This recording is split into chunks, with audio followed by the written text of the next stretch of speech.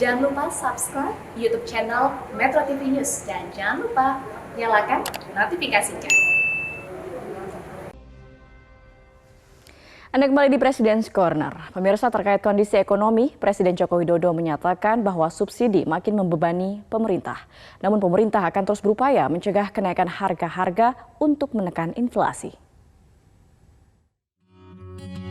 Singapura sekarang harga BBM sudah 32.000. Jerman sudah di angka 31.000. Thailand 20.000. Kita Pertalite masih 7.650.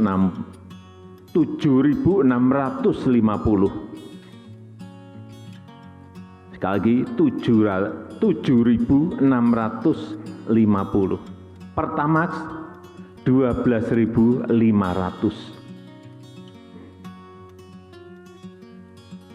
Yang lain sudah jauh sekali. Kenapa harga kita masih seperti ini? Ya karena kita tahan terus. Tapi subsidi ini kan membesar. Presiden juga kesal dengan rendahnya realisasi pengadaan barang dari produk lokal. Karena realisasi masih di bawah 10%. Masih 110,2 triliun. Sekarang kita ikuti bisa, harian bisa. Komitmennya berapa, mana yang sudah realisasi. Komitmennya berapa, mana yang sudah realisasi. Inilah yang namanya aplikasi, platform yang ingin kita bangun. Agar sekali lagi jangan sampai uang rakyat itu dibelikan produk-produk impor. Salah besar kita dalam kondisi sekarang ini mencari income untuk negara sangat sulit, mencari devisa negara sangat sulit. Nah, uang di APBN, APBD, di BUMN mah dibelikan barang impor, produk-produk luar. Sementara itu, saat memimpin rapat evaluasi mudik Lebaran, Presiden Jokowi mengapresiasi kelancaran mudik Lebaran. Presiden juga memberi petunjuk perbaikan manajemen arus mudik tahun depan. Terus kita perbaiki, kita sempurnakan manajemen rekayasa lalu lintas, mulai dari manajemen ganjil genap, one way, kontraflow, di jalan tol maupun di non-tol, sehingga tidak terjadi penumpukan kendaraan. Dan juga tersedianya rest area yang representatif dan mencukupi jumlahnya. Yang ketiga, yang berkaitan dengan pelabuhan penyeberangan, saya kira memang harus ada perluasan kapasitas penampungan kendaraan menuju pelabuhan penyeberangan. Waktu antri kendaraan untuk naik angkutan penyeberangan harus dipangkas. Kemudian juga penambahan kapal penyeberangan dan perluasan dermaga yang padat seperti di Pelabuhan Merak.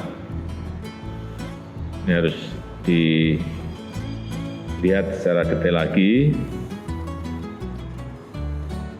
Kemudian yang keempat, mengenai jalan non-tol di jalur selatan ini coba dilihat lagi secara lebih detail mengenai sarana dan prasarana, SPBU, penerangan, rest area, saya kira memang harus disiapkan untuk mudik tahun depan.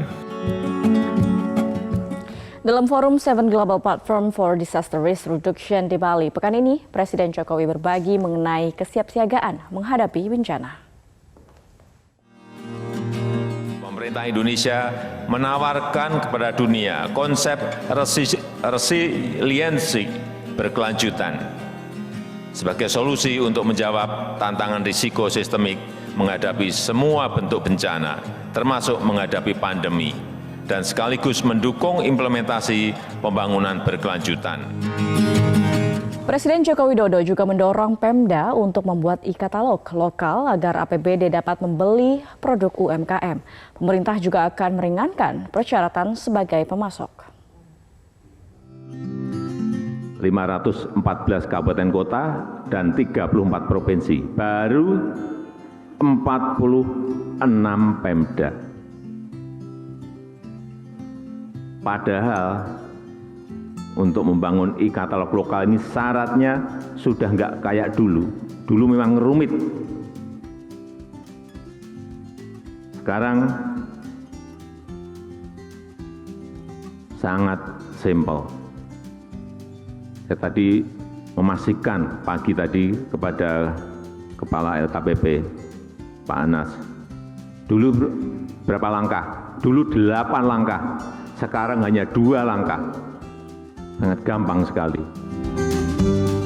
Sementara saat berpidato dalam pembukaan sidang Komisi ke-78 UNISCAP, Presiden Jokowi memberi tawaran solusi untuk mengatasi tantangan sosial ekonomi di kawasan.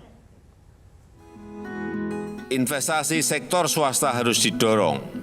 Meskipun Asia Pasifik merupakan kawasan terbesar bagi penanaman modal asing, inbound dan outbound, namun nilai investasi ke kawasan sendiri masih kecil. UNESCAP perlu mendorong penguatan investasi intra-kawasan, mendukung kemudahan berusaha, promosi, dan bisnis matching di antara negara anggota. Pendanaan inovatif perlu terus dimajukan, kolaborasi UNESCAP dengan ADB dan lembaga pendanaan lainnya sangat diharapkan. Sementara Wakil Presiden pekan ini menyatakan pengembangan produk halal butuh dukungan riset dan inovasi. Karena itu BRIN diminta berkolaborasi dengan ekosistem produk halal. Industri besar juga diminta menyokong UMKM produk halal. Saya telah meminta BRIN, Badan Riset dan Inovasi Nasional, agar memperkuat kolaborasi dengan BPJPH, Badan POM, KNEKS, pemerintah daerah, pelaku usaha, maupun elemen masyarakat lainnya. Saya harap seluruh pihak terkait dapat merespons sesuai kewenangannya, serta terus memperluas kerjasama di berbagai sektor ekonomi syariah. Yang kedua, yang tidak kalah penting adalah saling menyokong antara industri besar dan industri kecil.